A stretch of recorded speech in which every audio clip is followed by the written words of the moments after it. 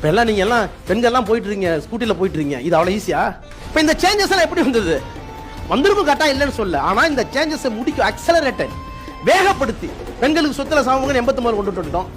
2004 தானே கொண்டு வராங்க டெல்லியில். இதை பார்த்துட்டு அப்போ 30 ஆண்டு காலம் பின்னால இருக்கு. நான் தான் சொல்லுவேன், 30 ஆண்டு காலம் தமிழகம் முன்னேறி இருப்பதற்கு காரணம், மொழியை காப்பாற்றியதற்கு காரணம் திராவிட முன்னேற்ற கழகம், திராவிடர் கழகம், பெரியார், அண்ணா, கலைஞர், திராவிட தத்துவம். இந்த திராவிட தத்துவம் வந்ததற்கு பிறகு ஏற்பட்டிருக்கிற சிந்தனை மாற்றங்கள், அரசியல் மரபணுக்களில் ஏற்பட்டிருக்கின்ற மிகப்பெரிய வித்தியாசம், வேறுபாடு, புரிதல்கள், இவையெல்லாம் இந்த சமூகத்திற்கு இன்னும் 100 ஆண்டுகளுக்கு தேவை. தத்துவத்தை கொண்டிருக்கிற ஒரு அரசியல் கட்சி தமிழ்நாட்டில், இந்தியாவில் ஒரே ஒரு கட்சி இருக்கிறது என்றால் என்னை பொறுத்தவரை பெருமையோடு சொல்வேன், திராவிட முன்னேற்ற கழகம், திராவிட முன்னேற்ற. இப்ப நான் சொன்னல இவ்வளவு கஷ்டப்பட்டு அரசியல் சட்டத்தை கொண்டு வந்து இந்த அரசியல் சட்டத்தை சிதைக்க பார்க்கறாங்க. ஏன்? அவங்களுக்கு முதல் வரி கஷ்டமா இருக்கு. எடுத்தெடுப்புலயே முதல் வரி, நாங்கள் இந்தியர்களாகிய நாங்கள் இந்தியாவை எப்படி கட்டமைத்திருக்கிறோம், இதை ஒரு இறையாண்மை உள்ள நாடாக, ஜனநாயக நாடாக, சமதர்ம நாடாக, மதச்சார்பற்ற நாடாக அமைத்திருக்கிறோம்.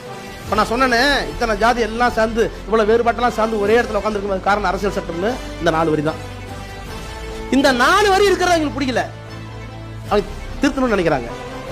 திருத்த முடியாது, திருத்தக்கூடாது என்று ஓங்கி ஒலிக்கிற ஒரு இயக்கம் திராவிட முன்னேற்ற கழகம் நாடாளுமன்றத்தில். ஒலிக்கிறது மட்டும் இல்ல, எங்களை பார்த்தா தான் எங்களுக்கு பயமா இருக்கு. ஏன்னா பெருமைக்காக சொல்ல, ஏனென்றால் எங்களுக்கு பின்னால் தத்துவம் இருக்கிறது. மற்ற மாநில கட்சிகளோ தத்துவம் இல்லாமல் அவர்கள் இருக்கிறார்கள், எல்லோரும் அரசியல் கட்சியாக இருக்கிறார்கள். நாங்கள் மட்டும்தான் தத்துவராக இருக்கிறோம். தத்துவம் வேற, என் தத்துவம் வேற. இந்த தத்துவம் தமிழ்நாட்டுக்குள்ள வராது. தமிழ்நாட்டுக்குள்ள வராம பாத்துக்கிற எல்லை சாமிகள் தான் பெரியார், அண்ணா, கலைஞர். நாங்கள் என்று சொல்லக்கூடிய தகுதி எங்களுக்கு இருக்கிறது என்று நாங்கள் நம்புகிறோம். இந்த தத்துவத்தை கூர்மைப்படுத்த முயற்சி செய்யுங்கள்.